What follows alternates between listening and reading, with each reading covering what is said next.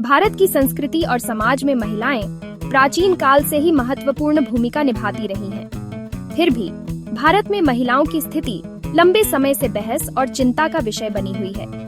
हालांकि हाल के वर्षों में उल्लेखनीय प्रगति हुई है, लेकिन आज भी महिलाएं अनेक चुनौतियों का सामना कर रही हैं। पिछले कुछ वर्षों में महिलाओं के सशक्तिकरण के लिए कई सकारात्मक कदम उठाए गए हैं। सरकार ने महिलाओं के स्वास्थ्य, शिक्षा और आर्थिक अवसरों को बढ़ाने हेतु कई कार्यक्रम और नीतियां लागू की हैं। कार्य क्षेत्र में महिलाओं की भागीदारी बढ़ी है और उन्होंने राजनीति, व्यापार, मनोरंजन सहित विभिन्न क्षेत्रों में उच्च पदों तक पहुंच बनाई है। इन उपलब्धियों के बावजूद महिलाओं को कई गंभीर चुनौतियों का सामना करना पड़ रहा है। लैंगिक भेदभाव, महिलाओं के खिलाफ हिंसा और असमान वेतन प्रमुख समस्याएं हैं। ग्रामीण क्षेत्रों में कन्या भ्रूण हत्या और शिशु हत्या अब भी चिंता का विषय है। साथ ही महिलाओं की सुरक्षा एक बड़ा मुद्दा बना हुआ है, जहां हर वर्ष यौन उत्पीड़न और हमले की अनेक घटनाएं सामने आती हैं।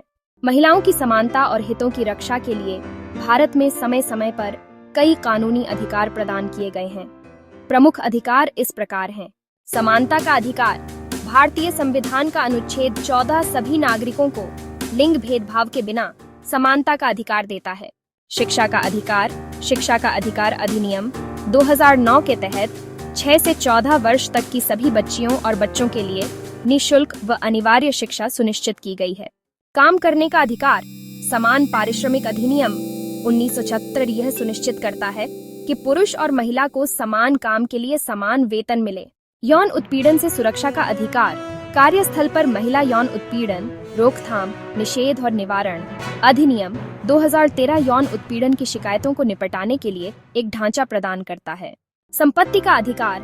हिंदू उत्तराधिकार अधिनियम 1956 में 2005 में संशोधन कर बेटियों को भी संपत्ति में बराबर का अधिकार दिया गया।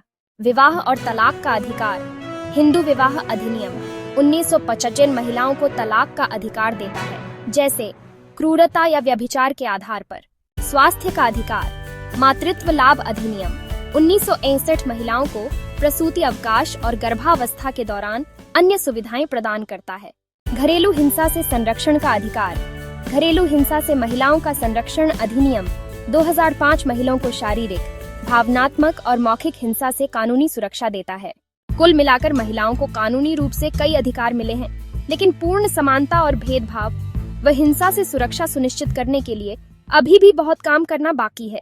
महिलाओं की स्थिति सुधारने और चुनौतियों को दूर करने के लिए समाज के सभी वर्गों को मिलकर प्रयास करना होगा। सरकार को महिलाओं के स्वास्थ्य, शिक्षा और आर्थिक सशक्तिकरण पर केंद्रित नीतियां जारी रखनी होंगी। समाज में लैंगिक संवेदनशीलता और शिक्षा को बढ़ावा देना आवश्यक है। मीडिया को भी महिलाओं से जुड़े सकारात्मक संदेश फैलाने और लैंगिक रूढ़ियों को तोड़ने में अहम भूमिका निभानी होगी। भारत में महिलाओं के रोजगार में बहुत सुधार हुआ है।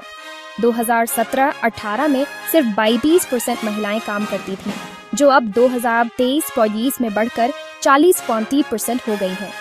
वहीं महिलाओं की बेरोजगारी भी कम होकर 3.2% हो गई है। अब महिलाएं अधिकतर सरकारी और निजी कंपनियों में काम कर रही हैं और कई महिलाएं अपने खुद के स्टार्टअप्स चला रही हैं। हाल के वर्षों में भारत में महिलाओं की स्थिति में सुधार हुआ है, लेकिन अभी लंबा सफर तय करना बाकी है।